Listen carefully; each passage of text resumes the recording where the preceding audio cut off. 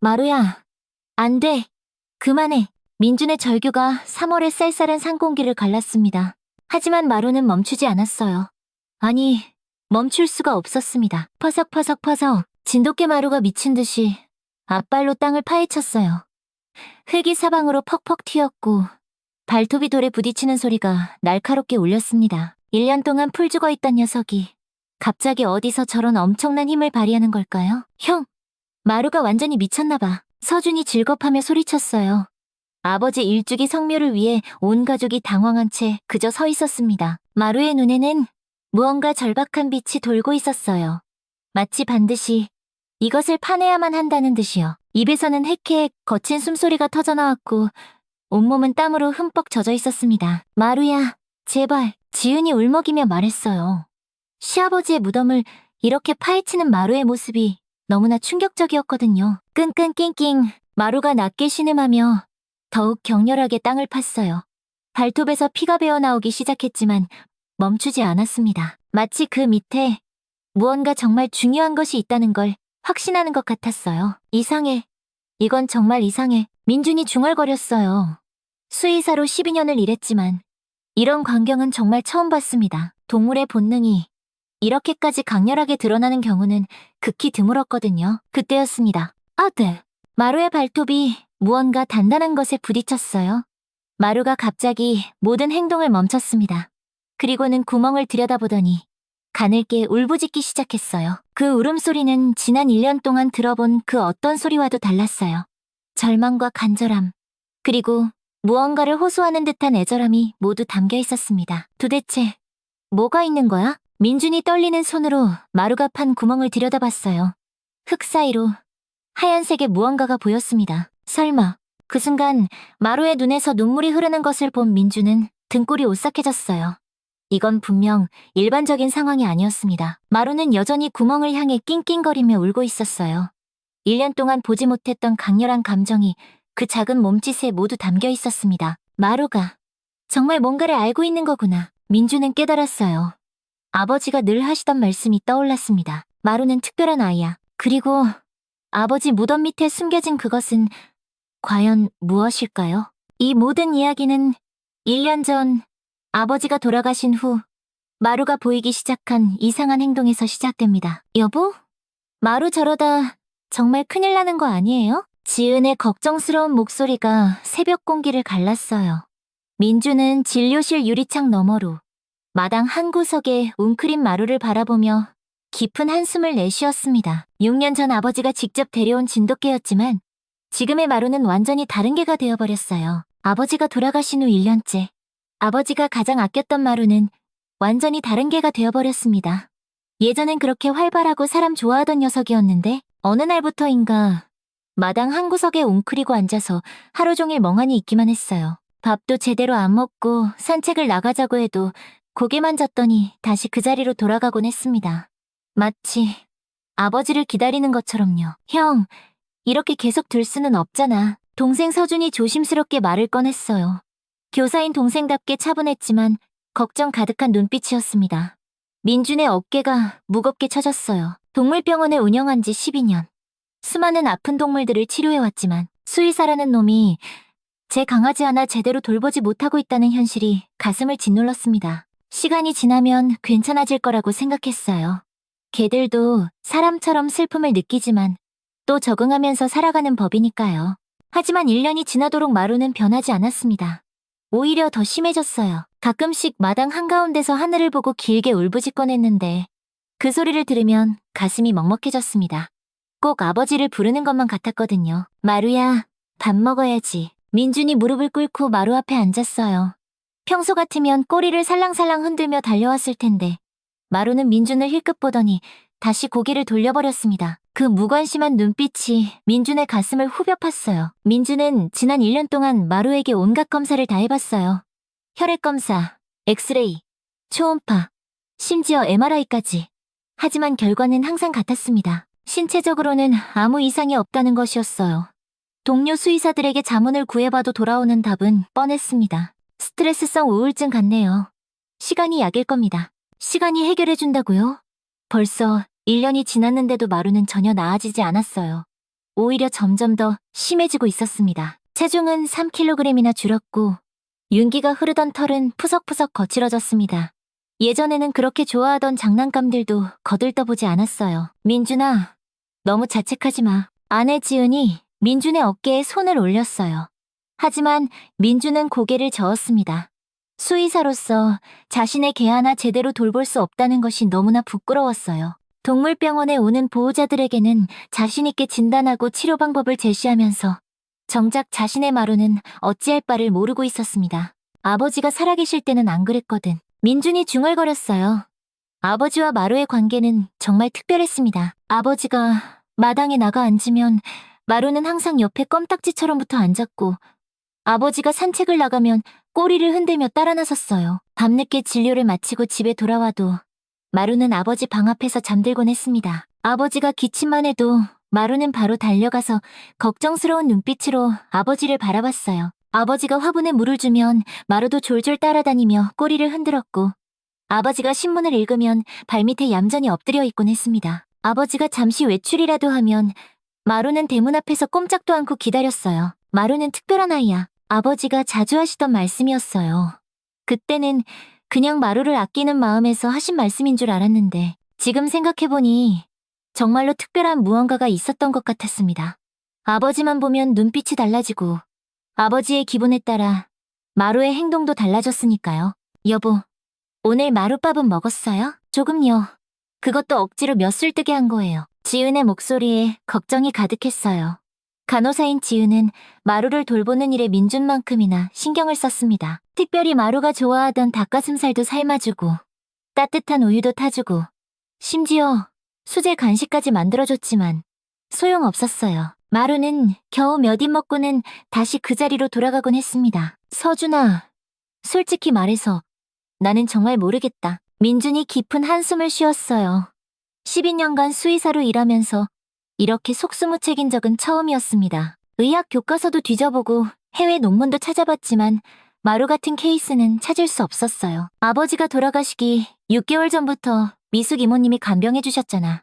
그때는 마루가 이모님을 참 잘 따랐는데 서준이 말을 꺼냈어요. 그때 생각이 났습니다. 미숙 이모님은 정말 헌신적으로 아버지를 돌봐주셨어요. 간호조무사 출신이라 전문적이기도 했고 무엇보다 아버지를 진짜 가족처럼 모셨습니다. 아버지도 미숙 이모님을 많이 아꼈고 신기하게도 마루도 이모님에게만은 유독 온순했어요. 민주는 궁금해졌어요. 아버지 장례 이후로 연락이 끊어진 상태였습니다.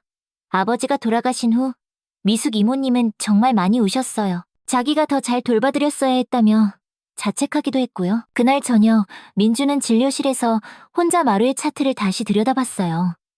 1년 동안 기록한 모든 관찰 일지와 검사 결과들이 빼곡히 적혀 있었습니다. 하지만 그 어디에도 명확한 답은 없었어요. 체중 감소, 식욕 부진, 활동량 저하, 사회성 결여, 수면 패턴 이상, 간헐적 울음, 모든 증상이 반려동물 상실 증후군의 전형적인 모습이었습니다. 하지만 마루의 경우는 뭔가 달랐어요.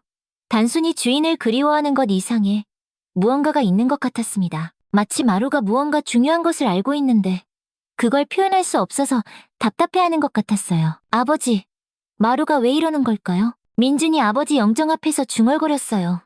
아버지의 온화한 미소가 그를 내려다보고 있었습니다. 그 미소를 보고 있으니 문득 아버지가 마루를 처음 데려오던 날이 생각났어요. 민준아, 이 녀석을 잘 부탁한다. 나중에 꼭 필요한 순간이 올 거야. 그때는 무슨 말씀인지 몰랐는데 지금 생각해보니 예언 같은 말씀이었어요.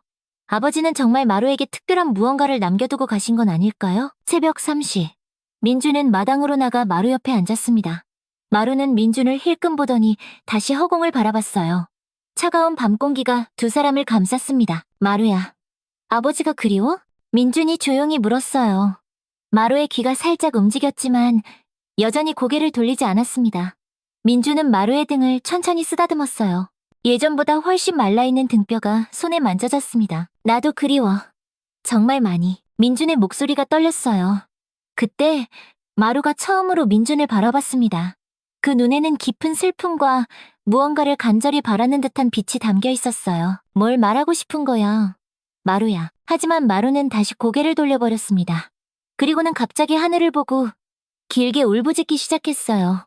그 울음소리는 평소와 달랐습니다. 더 애절하고 더 간절했어요. 마치 무언가를 간절히 호소하는 것 같았습니다. 민주는 그 순간 깨달았어요. 자신이 수의사로서의 지식에만 의존하고 있었다는 것을요. 정작 마루의 마음은 들여다보려 하지 않았다는 것을요. 아버지가 마루는 특별한 개라고 하셨던 그 말의 진짜 의미를 이제야 알 것 같았습니다. 마루에게는 분명 사람이 이해할 수 없는 특별한 능력이 있었어요. 그리고 그 능력이 지금 마루를 괴롭히고 있는 것 같았습니다. 민주는 그날 밤 결심했어요. 수의사로서의 접근 방법을 바꿔야겠다고. 과학적 진단보다는 마루의 마음을 먼저 이해해보겠다고요. 그리고 며칠 후 아버지 일주기 성묘를 앞두고 지은이 제안했어요. 그때 민주는 알지 못했습니다. 그 성묘가 모든 것을 바꿀 운명의 날이 될 줄은요. 마루야, 차에 타자. 민준이 마루를 부르는 순간이었어요. 그때까지 1년 동안 무기력하게 지내던 마루가 갑자기 귀를 쫑긋 세웠습니다. 아버지 일주기 성묘를 가는 날이었어요. 마루가 반응하네? 지은이 놀란 표정으로 말했어요. 평소 같으면 관심도 안 보였을 텐데 그날따라 마루는 꼬리를 살짝 흔들며 차 쪽으로 다가왔습니다. 어머, 마루가 나오네. 서준도 신기해했어요.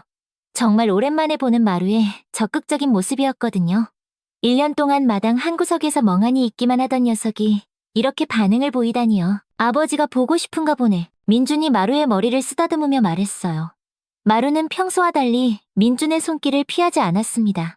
오히려 꼬리를 살랑살랑 흔들며 차문 앞에서 기다리고 있었어요. 그래, 한번 데려가자.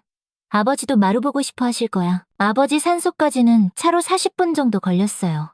마루는 뒷자리에서 조용히 앉아 창밖을 바라보고 있었는데 신기하게도 평소의 무기력한 모습과는 완전히 달랐습니다. 마치 어딘가 가야 할 곳이 있다는 걸 아는 것처럼요. 마루 표정이 달라 보이지 않아? 지은이 뒷자리를 돌아보며 말했어요. 정말 그랬어요. 마루의 눈에는 1년 만에 처음으로 생기가 돌고 있었습니다. 하지만 그 생기 속에는 왠지 모를 긴장감도 섞여 있었어요. 산에 가까워질수록 마루는 점점 안절부절 못하는 모습을 보였습니다. 앉았다, 일어서다를 반복하며 창밖을 뚫어져라 바라봤어요. 마치 무언가를 찾고 있는 것 같았습니다. 왜 저러지? 민준이 백미러로 마루를 바라보며 중얼거렸어요. 수의사로서 동물의 행동 변화에 민감한 민준이었지만 마루의 이런 모습은 처음 보는 것이었습니다. 산소에 도착하니 3월의 쌀쌀한 바람이 불어왔어요. 고요했습니다. 가족들은 성묘 준비를 하고 마루는 자유롭게 풀어놨죠. 마루야, 아버지한테 인사해야지. 서준이 마루를 보며 말하자 마루가 천천히 무덤 앞에 가더니 가만히 앉아 무덤을 바라보더라고요. 한참을 아무 말 없이요. 아이고, 우리 마루. 그렇게 아버지를 좋아했는데 가족들은 그 모습을 보고 안타까워했어요. 마루가 아버지 무덤 앞에서 얌전히 앉아있는 모습이 너무나 애틋했거든요. 마치 아버지와 대화를 나누고 있는 것 같았습니다. 민주는 제사상을 차리기 시작했어요. 아버지가 좋아하시던 음식들을 정성스럽게 올리고 향을 피웠습니다. 지은은 꽃을 정리하고 서준은 잔디 주변을 깨끗이 정돈했어요. 아버지, 저희 왔어요. 민준이 무덤에 대고 말했어요. 마루도 데려왔어요.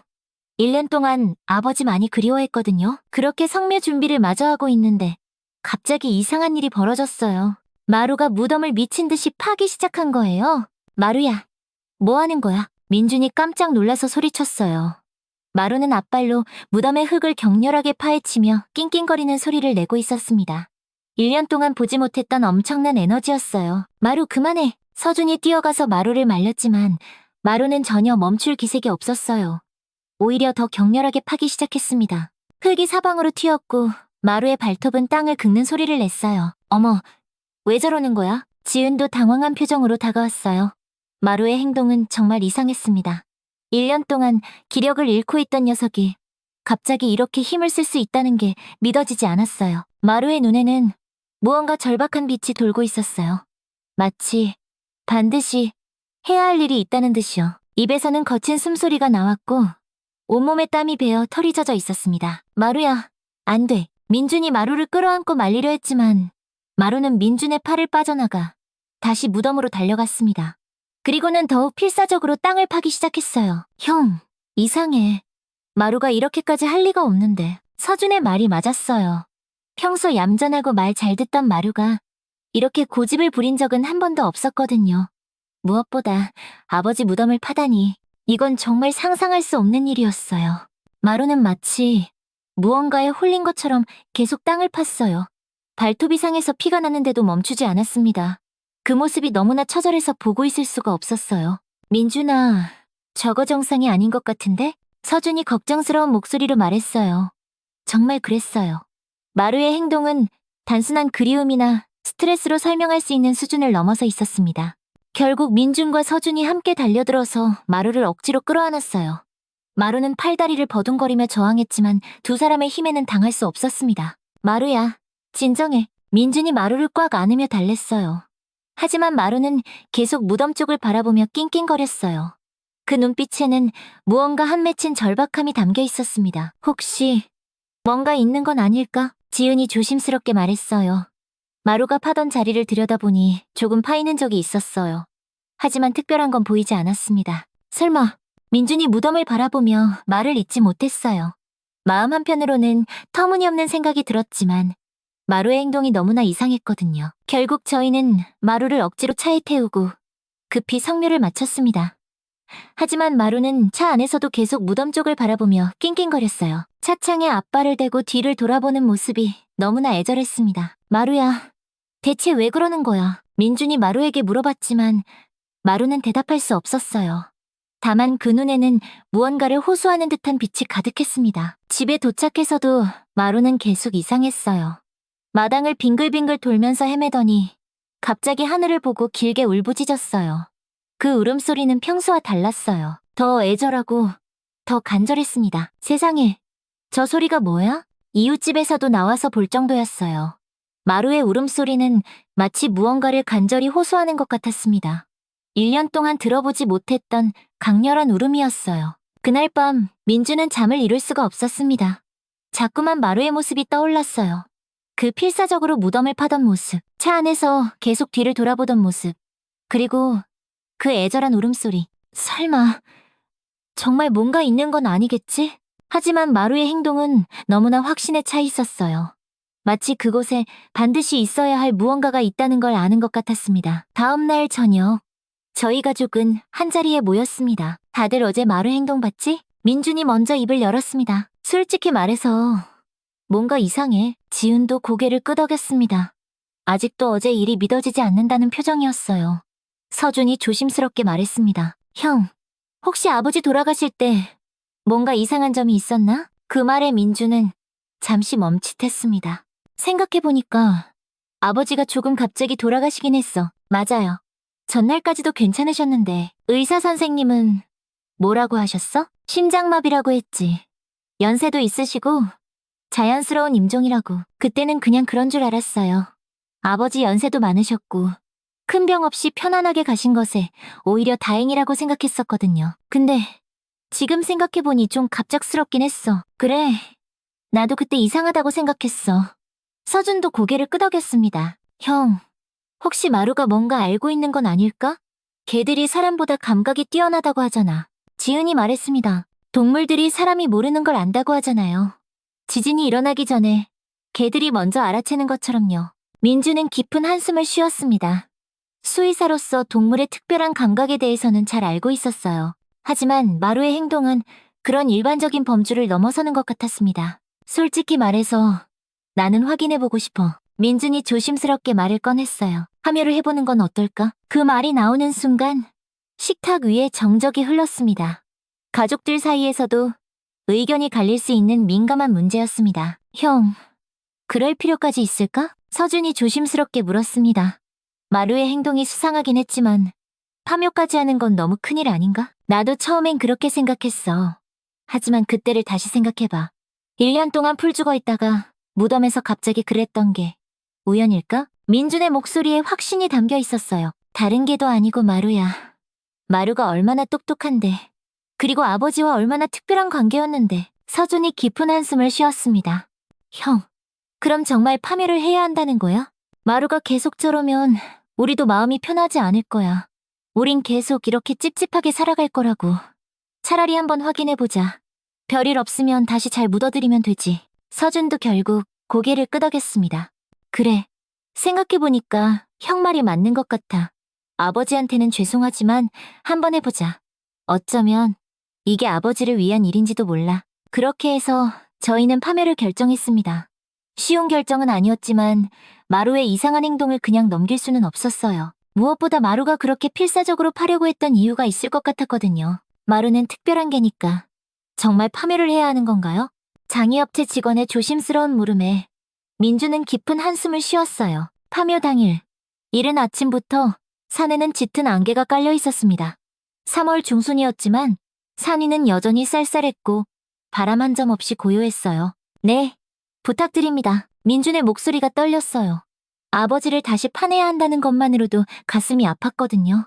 하지만 마루의 그 필사적인 모습을 잊을 수가 없었습니다. 저와 지은 그리고 서준이 함께 산소로 향했습니다. 산소에 도착하자 장의업체 직원들이 이미 와 있었어요. 삽과 각종 도구들을 준비해두고 저희를 기다리고 있었습니다. 안녕하세요. 파묘 신청하신 박민준 씨 맞으시죠? 네, 맞습니다. 네. 그럼 시작하겠습니다. 장의업체 직원들이 조심스럽게 봉분에 흙을 걷어내기 시작했습니다. 한 삽 한 삽 흙이 떠질 때마다 민준의 심장이 두근거렸어요. 정말 뭔가 나올까? 아니면 그냥 평범한 무덤일까? 민준아, 괜찮아? 서준이 창백해진 민준의 얼굴을 보며 걱정스럽게 물었어요. 민준은 고개를 끄덕였지만 손은 계속 떨리고 있었습니다. 마루가 그렇게까지 했으니까 분명 뭔가 있을 거야. 지은이 민준의 손을 꽉 잡으며 말했어요. 하지만 지은의 손도 차갑게 식어 있었습니다. 그런데 무덤을 판 지 어느 정도 지났을 때 장의업체 직원들이 뭔가를 발견하고 멈칫했어요. 어? 이건 뭐지? 직원 한 명이 고개를 갸우뚱하며 말했어요. 장의업체 직원들은 아버지관 위치보다 조금 옆을 파더니 놀란 눈으로 뭔가를 계속 확인했어요. 뭐가 나왔나요? 무슨 일 있어요? 민준이 다가가서 물었습니다. 가슴이 쿵쾅거렸어요. 정말 마루가 맞았던 걸까요? 유골함이. 여기에 유골함이 하나 있는데요? 뭐라고요? 민준은 깜짝 놀라서 무덤을 들여다봤어요. 정말로 유골함이 있었습니다. 작은 사각형 모양의 하얀색 함이었어요. 이거 혹시 가족들이 알고 있는 건가요? 아니요. 저희는 유골함을 묻은 적이 없어요. 민준의 목소리가 높아졌어요. 이게 대체 무슨 일인가 싶었거든요. 그럼 저희 아버지 말고 다른 사람이 함께 묻혀 있다는 건가요? 그런 것 같습니다. 이건 명백한 불법 매장입니다. 민준은 무릎에 힘이 풀렸습니다. 세상에, 정말 마루가 알고 있었어요. 뭔가 문제가 있었던 거였습니다. 1년 동안 마루가 괴로워했던 이유가 바로 이것 때문이었던 거예요. 직원들이 조심스럽게 유골함을 들어 올렸어요. 유골함은 생각보다 작았어요. 앞면에 작은 명패가 붙어 있었습니다. 이름이 적혀 있네요. 김수진이라고 되어 있습니다. 김수진? 저희는 서로 얼굴을 바라봤어요. 전혀 모르는 이름이었거든요. 1998년생이네요. 젊은 분인데 서준이 안타까운 목소리로 말했어요. 25살이면 정말 젊은 나이였습니다. 그런데 왜 우리 아버지 무덤 옆에? 직원이 유골함을 더 자세히 살펴봤지만 다른 정보는 없었어요. 이상하네요. 보통은 화장일자나 화장 정보도 적혀 있는데 이름만 있네요. 혹시 언제 묻힌 건지 알 수 있나요? 흙의 상태로 봐서는 그리 오래되지 않은 것 같습니다. 한 1년 정도 된 것 같아요. 1년? 그럼 아버지가 돌아가신 직후라는 말이었어요. 민준의 머릿속이 복잡해졌습니다. 일단 경찰에 신고해야겠어요. 민준은 바로 112에 신고를 했어요. 경찰이 현장에 도착하는 데는 30분 정도 걸렸습니다. 신고하신 분이 박민준 씨죠? 네, 맞습니다. 경찰관이 상황을 확인하고 사진을 찍었어요. 유골함도 증거물로 임시 보관하기로 했습니다. 김수진이라는 분에 대해서 아시는 게 있으신가요? 전혀요. 처음 듣는 이름입니다. 민준이 고개를 저었어요. 정말로 전혀 알지 못하는 사람이었습니다. 그럼 수사를 통해 신원을 확인해 보겠습니다. 며칠 시간이 걸릴 수 있습니다. 경찰이 돌아간 후 저희는 집으로 돌아왔어요. 하지만 마음이 편하지 않았습니다. 김수진. 누구일까? 25살이면 정말 젊은 나이인데 아무 관련 없는 사람이 아버지 무덤 옆에 묻힐 리는 없고 뭔가가 있는 것 같은데 집에 도착하자마자 마루가 저희를 맞이했어요. 신기하게도 마루의 표정이 어제와는 완전히 달랐습니다. 1년 만에 처음으로 꼬리를 흔들며 반겨주었어요. 마루야, 너 알고 있었구나. 민준이 마루를 안으며 말했어요. 마루는 민준의 얼굴을 핥아주었습니다. 마치 이제야 알아줘서 고마워요 라고 말하는 듯이요. 마루가 정말 똑똑하네. 우리가 모르는 걸 알고 있었어. 지은도 마루를 쓰다듬으며 말했어요. 마루는 1년 만에 처음으로 밥도 깨끗이 비웠습니다. 며칠이 지나고 경찰서에서 연락이 왔어요.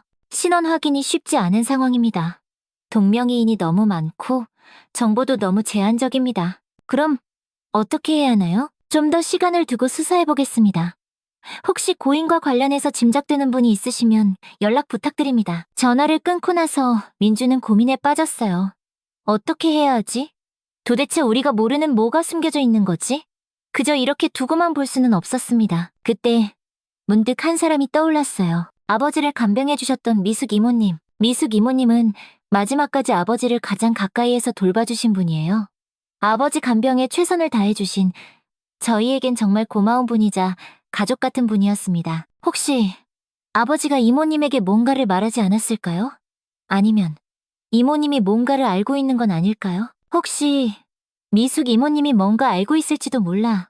아버지를 가장 가까이에서 돌봐주셨잖아. 서준도 고개를 끄덕였어요. 맞아.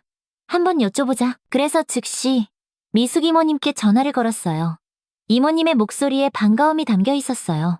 하지만 뭔가 조심스러운 기색도 느껴졌습니다. 아버지 관련해서 여쭤볼 게 있어서요. 이모님의 목소리에 약간의 긴장감이 섞였어요. 뭔가 예상하고 있었던 것 같은 느낌이었습니다. 전화로는 설명하기 어려워서 와주시면 자세히 말씀드릴게요. 별로 급한 건 아니니까 편하실 때 오세요. 그럼 조만간 갈게요. 며칠 후 미숙 이모님이 저희 집 문을 눌렀어요. 민준 씨, 저 왔어요. 민준이 일어나서 마중 나가려는데 마루가 갑자기 귀를 쫑긋 세우더니 마당으로 뛰어나갔어요. 대문을 열고 이모님이 들어왔고 마루와 이모님은 눈을 마주쳤어요. 그런데 그 순간 놀라운 일이 벌어졌습니다. 이모님의 얼굴이 확 밝아지는 거예요. 어머, 마루야, 잘 지냈니? 이모님이 반갑게 소리치며 손을 내밀었어요. 마루는 꼬리를 살랑살랑 흔들며 이모님께 달려가더니 다리에 몸을 비비기 시작했습니다. 마루야, 이모님이 그렇게 좋아? 민준이 웃으며 말했어요. 1년 동안 누구에게도 애교를 부리지 않던 마루가 이모님에게만은 이렇게 반가워하다니요. 우리 마루가 얼마나 기특한지 몰라요. 제가 아버님 돌봐드릴 때 항상 옆에서 도와줬거든요. 이모님이 마루를 쓰다듬으며 정말 반가워하셨어요. 아이고, 여전히 잘생겼네 우리 마루. 들어오세요 이모님. 저희는 거실로 들어갔어요. 이모님은 평소와 다름없이 편안한 모습이었습니다. 서준과 지은과도 인사를 나누었어요. 정말 오랜만에 만나는 거라 다들 반가워했습니다. 그런데 무슨 일이세요? 아버님 관련해서 여쭤볼 게 있다고 하셨는데 이모님이 물었어요. 민주는 어떻게 시작해야 할지 망설였어요. 너무 갑작스럽게 말하면 놀라실 것 같았거든요. 사실은 얼마 전에 마루가 아버지 산소에서 계속 이상한 행동을 하더라고요. 그래서 파묘를 했는데 그 말을 하는 순간 이모님의 얼굴색이 순간적으로 변했어요. 밝았던 표정이 사라지고 뭔가 긴장한 듯한 기색이 역력했습니다. 파묘요? 네. 마루가 자꾸 무덤을 파려고 해서 이상해서 확인해봤는데 민준이 조심스럽게 말을 이어갔습니다. 아버지 무덤 옆에서 유골함이 나왔어요. 김수진이라는 그 순간이었습니다. 이모님이 갑자기 쿵 소리를 내며 바닥에 무릎을 꿇고 앉으셨어요. 이모님! 민준이 깜짝 놀라서 일어났습니다. 이모님이 갑자기 바닥에 무릎을 꿇고 앉으신 거예요. 왜 그러세요? 어디 아프세요? 하지만 이모님은 고개를 푹 숙인 채 떨리는 목소리로 말씀하셨어요. 정말 죄송합니다. 네? 이모님의 눈에서 눈물이 흘러내리기 시작했어요. 제가 잘못했어요. 이모님, 무슨 말씀이세요? 일단 일어나세요. 민준이 이모님을 부축해서 일으켜 세우려 했지만 이모님은 계속 바닥에 앉아 계셨어요. 안 돼요. 저는 죄인이에요. 이모님, 침착하세요. 무슨 일인지 천천히 말씀해주세요. 옆에 있던 서준과 지은도 놀란 표정으로 이모님을 바라보고 있었어요. 이모님은 한참을 울다가 고개를 들어 저희를 바라봤어요. 그 눈에는 깊은 후회와 절망이 가득했습니다. 그거 제가 묻은 거예요. 뭐라고요? 김수진, 제가 묻었어요. 이모님이 다시 고개를 숙이며 울기 시작했어요. 민준은 잠시 말을 잃었습니다. 왜 그런 일을? 민준이 조심스럽게 물었습니다. 이유가 있으신 거죠? 이모님이 아무 이유 없이 그렇게 하시지 않을 걸 알아요. 괜찮으니까. 진정하시고 천천히 얘기해보세요. 이모님은 한참을 울다가 떨리는 목소리로 대답했어요. 김수진은 제 딸이에요. 그 순간 거실에 정적이 흘렀습니다. 이모님에게 딸이 있었다는 것도 처음 듣는 얘기였어요. 수진이는 태어날 때부터 심장에 구멍이 있어서 어릴 때부터 수술을 받으며 살아왔어요. 이모님의 목소리가 더욱 떨렸어요. 7살 때 첫 수술, 12살 때 두 번째 수술, 고등학교 2학년 때 세 번째 수술. 수진이의 어린 시절은 거의 병원에서 보냈다고 해도 과언이 아니었어요. 민주는 가슴이 먹먹해졌어요. 수의사로서 아픈 동물들을 많이 봤지만 어린아이가 그렇게 고생했다는 이야기는 들을 때마다 마음이 아팠거든요. 수진이 아버지는 수진이가 13살 때 교통사고로 세상을 떠났어요. 그때부터 저는 혼자서 아픈 딸을 키워야 했습니다. 이모님의 눈물이 뺨을 타고 흘러내렸어요. 남편이 남겨놓은 보험금과 집까지 팔아가며 수진이의 병원비를 댔어요. 그럼에도 병원비가 부족해서 간병일, 청소일, 닥치는 대로 일했습니다. 그럼 이모님이 우리 아버지 간병하실 때도 네, 그때도 수진이는 병원에 있었어요. 수진이는 참 착한 아이였어요. 엄마 걱정할까봐 아프다는 소리 한 번 안 했거든요. 이모님이 잠시 말을 멈추고 눈물을 닦았어요. 수진이는 의대에 진학했어요. 자신처럼 아픈 사람들을 돌보는 의사가 되고 싶다고 했습니다. 엄마, 내가 의사가 되면 엄마는 이제 일 안 하셔도 돼요. 라고. 그런데 이모님의 목소리가 더욱 떨리기 시작했어요. 하지만 세상은 호락호락하지 않았어요. 졸업을 앞두고 있던 어느 날, 수진이가 쓰러진 겁니다. 어머, 지은이 손으로 입을 막았어요. 응급실로 달려갔을 때 의사는 심장 상태가 급격히 악화됐다고 했어요. 즉시 대형 수술이 필요하지만 성공 확률은 30%도 안 된다고 했습니다. 이모님의 목소리가 점점 작아졌어요. 그리고 수술비는 5천만 원이었어요. 5천만 원? 서준이 놀란 목소리로 말했어요. 저는 망설일 시간도 없었어요. 돈이 없어도 일단 수술부터 받게 해달라고 의사에게 매달렸습니다. 저희 딸 살려주세요. 돈은 제가 어떻게든 마련할게요. 라고 이모님이 흐느끼기 시작했어요. 하지만 병원에서는 수술비 선납을 요구했어요. 이미 밀린 병원비까지 합쳐서 총 7천만 원을 먼저 내야 한다는 거였습니다. 7천만 원. 민준이 중얼거렸어요. 그 큰 돈을 어떻게 마련했을까요? 저는 그 길로 사채업자를 찾아갔어요.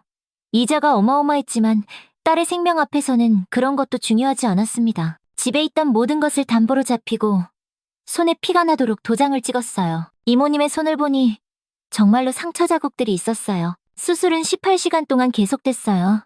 18시간 동안 병원 복도에서 무릎을 꿇고 기도했습니다. 제발 딸만은 살려달라고. 제 목숨을 가져가도 좋으니 딸만은 살려달라고요. 이모님의 목소리에 절망이 가득했어요. 물 한 모금 안 마시고 화장실도 안 가고 그냥 계속 기도만 했어요. 수술 결과는 어떠셨어요? 지은이 조심스럽게 물었어요. 수술은 성공했습니다. 하지만 수진이는 의식을 찾지 못했어요. 혼수 상태입니다. 언제 깨어날지는 알 수 없습니다. 의사의 말에 이모님의 세상이 무너졌다고 해요. 딸의 목숨은 건졌지만 식물인간이 되어 병원 침대에 누워만 있게 됐습니다. 그때부터 저의 진짜 지옥이 시작됐어요. 이모님이 깊은 한숨을 쉬었어요. 매달 병원비는 300만 원씩 나갔고 사채 이자도 매달 250만 원씩 갚아야 했어요. 월급으로는 감당할 수 없는 돈이었습니다. 그래서 우리 아버지 간병일을 하루에 4시간씩 자면서 일했어요. 새벽 청소부터 시작해서 낮에는 간병일, 밤에는 식당에서 설거지까지. 그래도 돈이 모자랐어요. 이모님의 얘기를 들으며 민준의 가슴이 아팠어요. 그렇게 힘든 상황에서도 아버지를 그렇게 정성스럽게 돌봐주셨다니요. 그래서 더 많은 돈을 벌 수 있는 일을 찾게 됐고 그때 소개받은 게 아버님 간병일이었어요. 24시간 간병이고 아버님이 여유가 있으셔서 조건이 괜찮았거든요. 그때 아버지가 이모님을 도와주셨죠? 네. 아버님은 제 사정을 알고 매달 200만 원씩 도와주셨어요. 그 돈이 아니었다면 저는 정말 이모님이 말을 잇지 못하고 울었어요. 아버님은 정말 천사 같은 분이셨어요. 저를 친딸처럼 대해주시고 수진이까지 걱정해주시고 아버님이 돌아가시기 전에 말씀하셨어요. 뭐라고 하셨어요? 나중에, 아주 나중에 미숙 씨도 그렇고 수진이도 그렇고 세상을 떠나게 되면 내 옆에 모시고 싶다고. 우리는 가족이니까요. 그 말에 민준의 눈시울이 붉어졌어요. 하지만 그 약속은 지켜질 수 없었어요.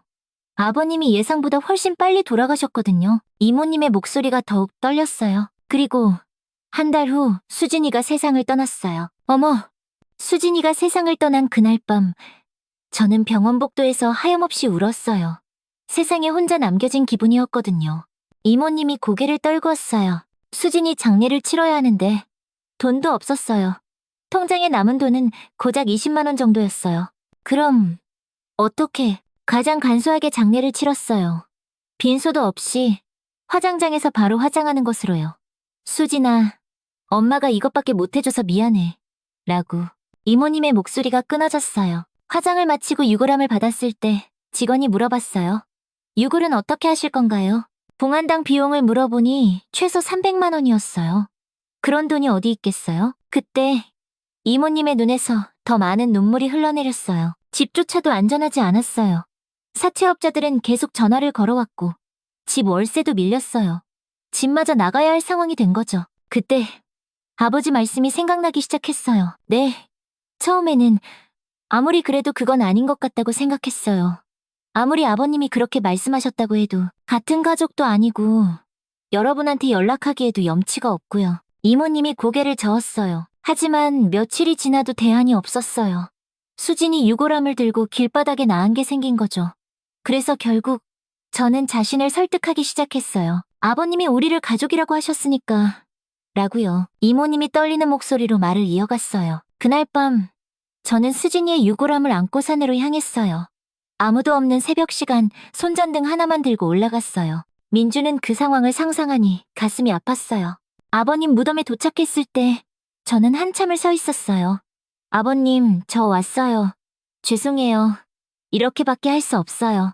목소리가 떨렸어요. 정말 이래도 되는 건지 확신이 서지 않았거든요. 이모님의 눈에서 눈물이 주룩주룩 흘러내렸어요. 수진이가 갈 곳이 없어요. 엄마가 능력이 없어서. 그렇게 저는 아버님 무덤 옆에 작은 구덩이를 팠어요. 유골함을 조심스럽게 묻고 다시 흙을 덮었어요. 미숙이모, 소희야.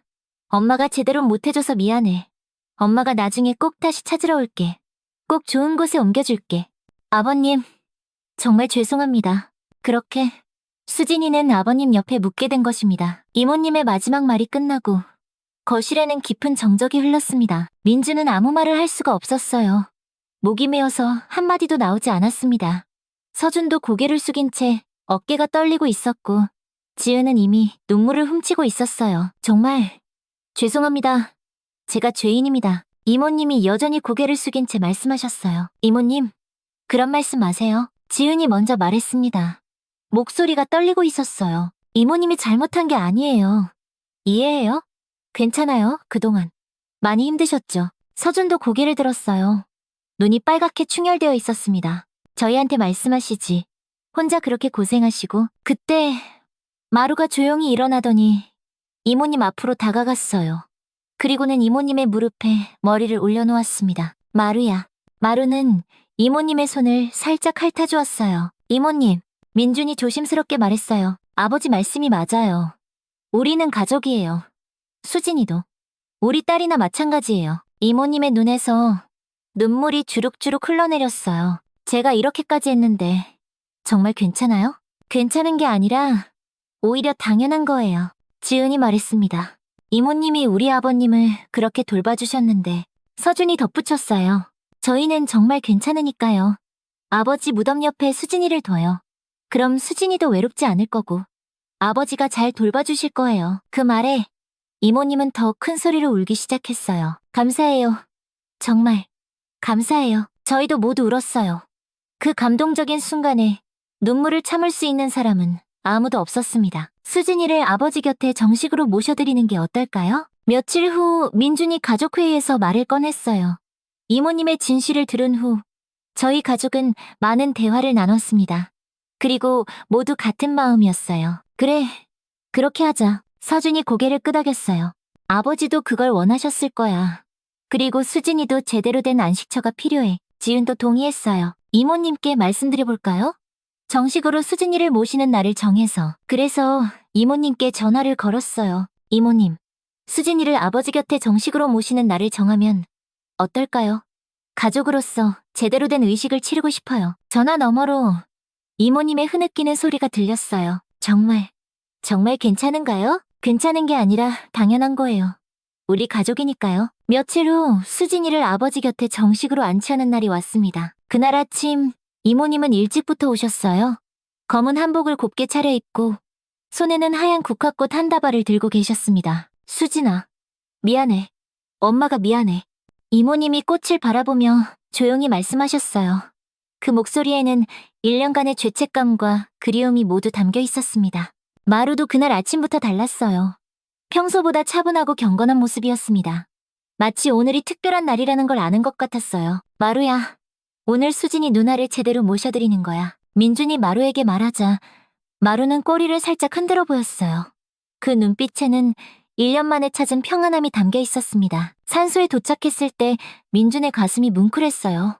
1년 전 마루가 그렇게 필사적으로 파던 그 자리에 다시 서 있으니 감회가 새로웠습니다. 마루가 정말 알고 있었구나. 서준이 마루를 바라보며 말했어요. 마루는 특별한 개니까. 민준이 대답했어요. 아버지가 하시던 그 말씀이 이제야 완전히 이해됐습니다. 이모님은 한참을 아버지 무덤을 바라보셨어요. 아버님, 감사합니다.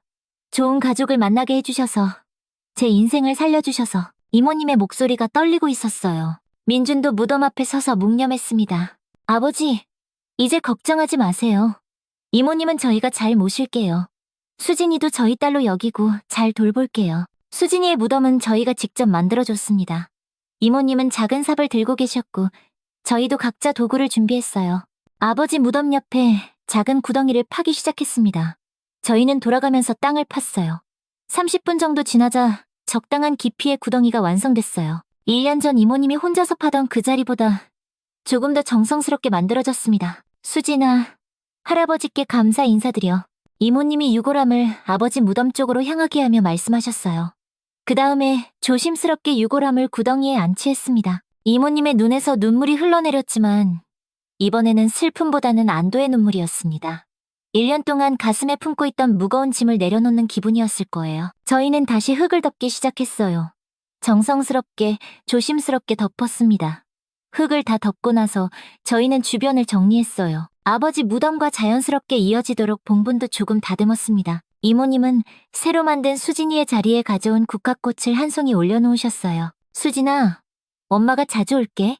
할아버지랑 잘 지내고 있어. 마지막으로 저희는 모두 함께 절을 올렸습니다. 아버지와 수진이에게 드리는 마음 깊은 인사였어요. 집으로 돌아오는 길, 이모님은 계속 감사하다고 하셨어요. 정말 고마워요. 어떻게 이런 은혜를. 이모님, 그런 말씀 마세요. 우리 가족이니까 당연한 거예요. 마루는 차 안에서 정말 평안해 보였어요.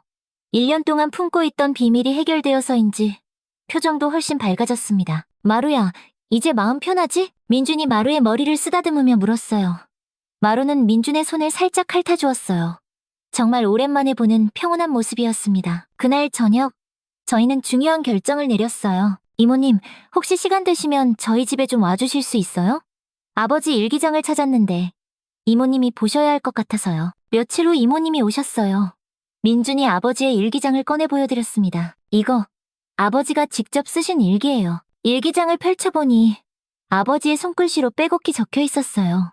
일기의 내용은 이모님에 대한 감사와 수진이에 대한 이야기였습니다. 모두 이모님이 했던 말 그대로였어요. 아버지는 정말 이모님을 가족처럼 아꼈고 고마워했습니다. 그런데 하나, 저희가 알지 못했던 내용이 일기에 있었습니다. 2023년 11월 5일. 나는 이제 살 날이 얼마 남지 않았다. 내가 떠나면 미숙 씨는 어떻게 살아갈까 걱정이다. 내 재산이라도 넘겨준다면 좋으련만. 그건 내 자식들에게 미안한 일이라 차마 말할 수가 없다. 고민이 많은 밤이다. 그리고 며칠 뒤 아버지는 세상을 떠나셨습니다. 이모님, 저희도 결정했습니다. 민준이 말했습니다. 우리가 아버지 뜻을 이을게요. 아버지가 이모님에게도 재산을 나눠주고 싶어 하셨잖아요. 안 돼요. 그건 정말 안 돼요. 이모님이 깜짝 놀라며 손을 저었어요. 이미 너무 많이 받았는데 어떻게 재산까지. 이모님, 이것도 아버지 뜻이에요. 우리가 무시할 수 없어요. 아버지 유언입니다. 서준이 일기장을 들어보이며 말했어요. 이모님, 거절하시면 오히려 아버지가 서운해하실 거예요. 이모님은 정말 저희보다도 아버지를 더 잘 돌봐주셨어요. 그런 이모님 덕분에 저희도 든든했고요. 그리고 아버지뿐만 아니라 저희도 이모님을 가족처럼 생각해요. 그런 이모님이 이렇게 힘든데 저희가 돕는 게 당연하죠. 결국 이모님은 저희의 강력한 권유에 못 이겨받기로 하셨어요. 물론 재산의 일부였지만 이모님이 앞으로 숨통이 트일 정도의 금액이었습니다. 정말 감사해요. 이 은혜를 어떻게, 이모님, 그렇게 고마우시면 열심히 사셔서 저희한테 다 돌려주세요. 이모님은 그 자리에서 한참을 울며 고마워하셨어요. 그로부터 몇 주가 지났습니다. 이모님은 아버지의 유산 일부를 받으신 후 사채빚도 모두 갚으시고 작은 아파트도 마련하셨습니다. 하지만 무엇보다 달라진 건 이모님의 표정이었어요. 이제서야 편안한 미소를 보였습니다. 정말 꿈만 같아요. 이모님이 저희 집에 놀러 오셔서 말씀하셨어요. 이런 날이 올 줄 누가 알았겠어요? 그리고 저희는 또 하나의 제안을 했어요. 이모님, 혹시 마루와 함께 지내실 생각 없으세요? 네? 마루요? 이모님이 깜짝 놀라셨어요. 저희가 워낙 바빠서 마루가 낮에 혼자 있는 시간이 많거든요.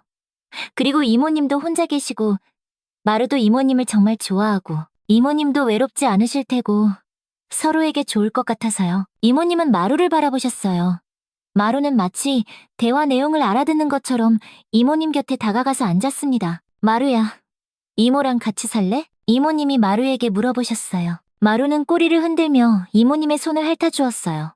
마치 그럼요 라고 대답하는 것 같았습니다. 어머, 봐요. 마루가 좋다고 하네요. 네, 좋아요. 저도 마루와 함께 있으면 정말 좋을 것 같아요. 그렇게 해서 마루는 이모님과 함께 살게 되었습니다. 마루가 떠나는 날, 저희는 모두 아쉬웠지만 한편으론 안심이 되기도 했어요. 마루야, 이모님 잘 모셔드려. 민준이 마루의 머리를 쓰다듬으며 말했어요. 마루는 민준의 얼굴을 빤히 바라보더니 작게 멍 짖었어요. 알겠다는 듯이요. 자주 보러 올게, 마루야. 서준도 마루를 안아주며 말했어요. 민준씨, 서준씨, 지은씨, 정말 감사해요. 이제 저도 가족이 생겼네요. 그날 이후 이모님과 마루는 정말 행복하게 지냈어요. 일주일에 한 번씩은 저희가 이모님 집에 놀러 가곤 했는데 갈 때마다 정말 행복해 보였어요. 어머, 마루야. 산책 가자. 이모님이 말씀하시면 마루는 신이 나서 꼬리를 흔들며 따라갔어요. 마루가 정말 건강해졌네요. 민준이 말했어요. 마루의 털도 윤기가 흐르고 표정도 훨씬 밝아졌어요. 저도 마루 덕분에 매일이 즐거워요. 아침에 일어나면 마루가 반겨주고 저녁에도 함께 있어주고 정말 외롭지 않아요. 그리고 산책도 매일 하게 되니까 건강해진 것 같아요. 마루야, 이모님이 좋아? 지은이 마루에게 물어봤어요. 마루는 꼬리를 흔들며 이모님을 바라봤어요. 정말 이모님을 좋아한다는 게 느껴졌습니다. 그렇게 1년이 흘렀습니다. 아버지 이주기가 다가왔어요. 그동안 저희 가족에게는 정말 많은 일들이 있었어요. 이모님은 이제 완전히 저희 가족의 일원이 되셨고 마루는 이모님과 함께 정말 행복하게 지내고 있었습니다. 이주기 성묘 전날 밤 저희는 모두 이모님 집에 모였어요. 내일이 아버지 이주기네요. 민준이 말했습니다. 벌써 2년이 지났다니 정말 시간이 빠르네요. 그러게요. 정말 많은 일이 있었어요. 이모님이 마루를 쓰다듬으며 말씀하셨어요. 마루는 이모님 무릎에 머리를 기대고 편안하게 있었어요. 정말 평화로운 모습이었습니다. 마루야, 내일 할아버지 만나러 가자. 이모님이 마루에게 말씀하셨어요. 마루는 꼬리를 살짝 흔들어 보였어요. 아직도 아버지를 기억하고 있는 것 같았습니다. 다음 날 아침, 저희는 모두 함께 산소를 향했습니다. 이모님과 마루, 그리고 저희 가족 모두가 함께였어요. 3월의 산은 정말 아름다웠어요. 곳곳에 봄꽃들이 피어 있고 새들이 지저귀는 소리가 들렸습니다. 정말 좋은 날씨네요. 아버님도 기뻐하실 것 같아요. 산소에 도착했을 때 민주는 깜짝 놀랐어요. 무덤 주변에 작은 들꽃들이 가득 피어 있었거든요. 마치 누군가 일부러 심어놓은 것처럼 예쁘게 피어 있었어요. 이 꽃들은 언제? 서준도 신기해했어요. 작년에는 이런 꽃들이 없었는데요. 자연적으로 피어난 것 같네요.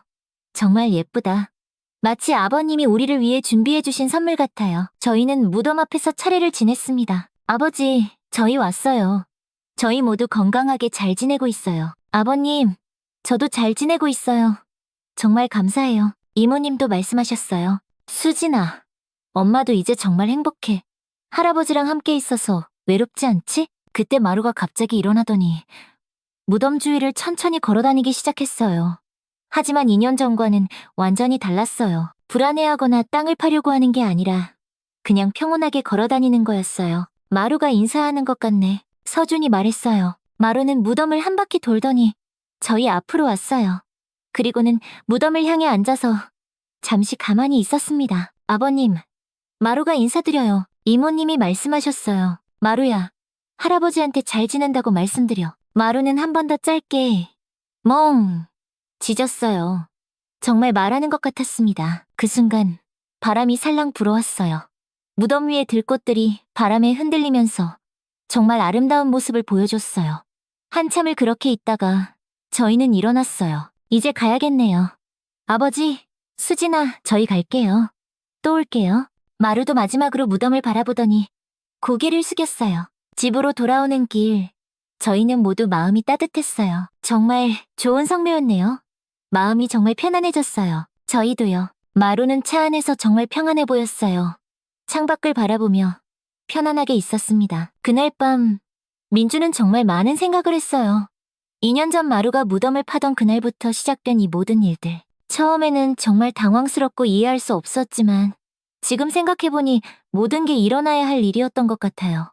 아버지의 마지막 소원을 이루어드리고 이모님과 수진이를 진짜 가족으로 받아들이고 모두가 행복하게 지낼 수 있게 만드는 그 모든 계획의 중심에 마루가 있었어요. 정말 영리하고 따뜻한 녀석이었습니다. 마루야, 고마워. 오늘의 이야기는 어떠셨나요?